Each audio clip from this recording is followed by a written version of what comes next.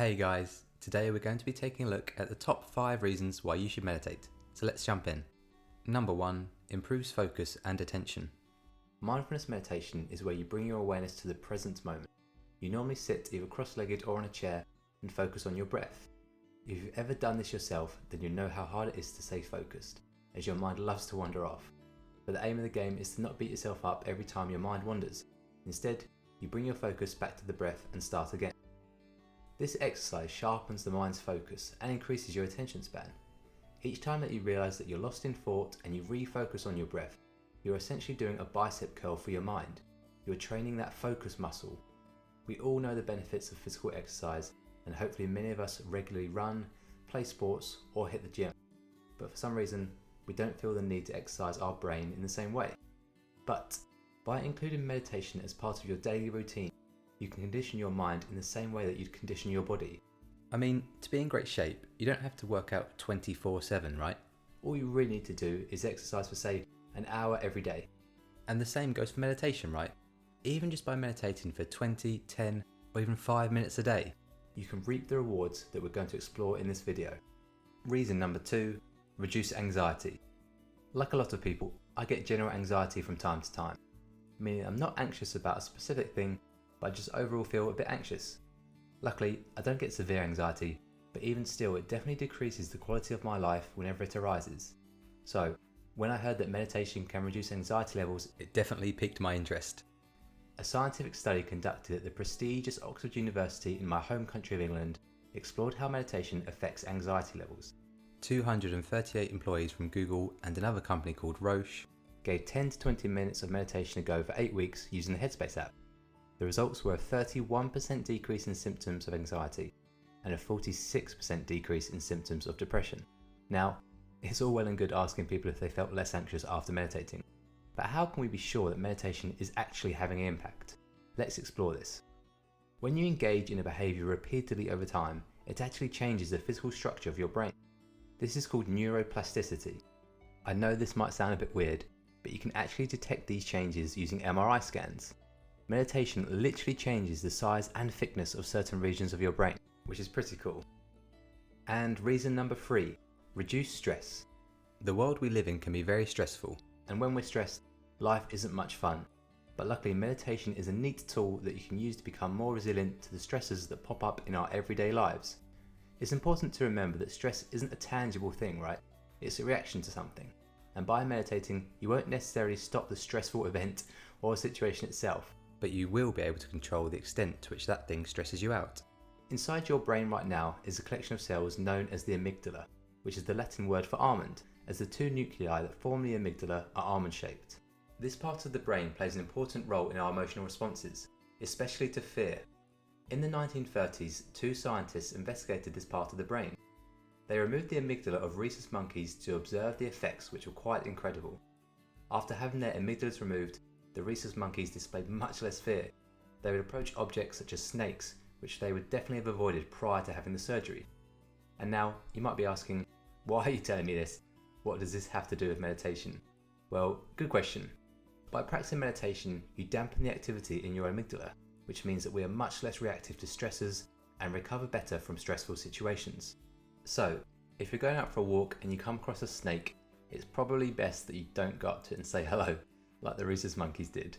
But luckily for us, the stress that we encounter in the modern age isn't actually life-threatening. We often stress needlessly about things that aren't really that significant, so it's definitely advantageous if you can use meditation as a weapon to combat stress. Number 4, better self-control. Do you want to learn how to resist temptation and build self-discipline? You probably do, or at least you should. Well, meditation is a great way to do this. While meditating, you bring your attention to the thoughts that run through your head, which isn't really something that we ever do during our day-to-day lives. The benefit of observing your thoughts is that you learn to simply be with them, instead of trying to suppress, change, or even stop them. Let's say you're at home watching TV and a thought pops into your head, such as, oh, I'd love to destroy a tub of ice cream right now. And this is a tempting idea, right? Of course it is. Your impulsive reaction is to go to the freezer, grab that tub of ice cream, and eat yourself into a coma. But by practicing meditation, you can build a solid foundation of self-discipline to combat this impulse. For example, When the original thought of eating ice cream floated into your mind, you could pause for a second, observe the thought, and make a conscious decision about whether that's really the best thing for you to do. Because although eating a whole tub of ice cream is a great, fun way to spend 10 minutes of your life, you're going to feel like trash straight afterwards and probably regret the decision. Now, we all have addictions or vices, right?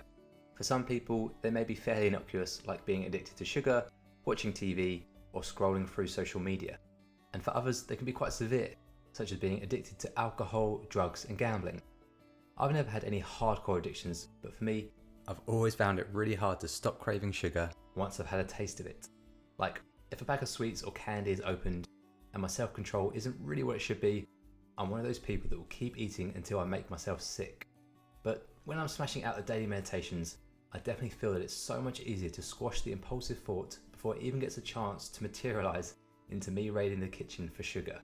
For me, when I meditate, I can feel that self-control muscle building stronger and stronger, and with each time that you resist the urge to give into that temptation, whatever it might be, you create a positive momentum for yourself, which flows into all aspects of your life. And last but by no means least, number 5, improve sleep. The importance of a good night's sleep cannot be overstated. It's something that we all know from a young age, right? But a lot of people don't have healthy sleeping habits. Luckily, meditation can help with this too. Often people struggle to fall asleep or to get good quality rest because they are worrying about something, or they have thoughts racing through their heads, or they are just generally a bit stressed. Does this sound familiar? Mindfulness meditation invokes a relaxation response in your body and your mind, as the two are interconnected. This term dates back to the 1970s and comes from a man named Dr. Herbert Benson, who actually wrote a book called The Relaxation Response. Have you ever taken a deep, slow breath and felt your whole body relax, even if it's just for a moment? If not, try it now, because this is what we're talking about. It's a psychological shift in the body which releases stress and tension. If you've ever tried yoga, you might have experienced this. The instructor might say things like, make sure you're not clenching your jaw, or release any tension in your forehead, or make sure you're not gripping your hands or your toes. And often after hearing this said, I realise, man, I must have been clenching my jaw this whole time. Potentially I've been clenching it since I very first woke up this morning. It's crazy how your body and your mind can store so much tension, and that kind of becomes your new normal, but it's definitely not optimal for a healthy, balanced life. So the key idea here is that by meditating, you are literally practicing how to relax. Because it's not a switch that you can instantly just turn on or off, right? And as you learn to do this, it becomes easier and easier to slip into that calm, peaceful state of mind, which is exactly what you need for a good night's sleep when your head hits that pillow. Okay guys, that's all from me. If you'd like to support the channel, then please drop a like on the video, throw a comment down below, and hit the subscribe button. Thanks for watching, and I'll see you next time.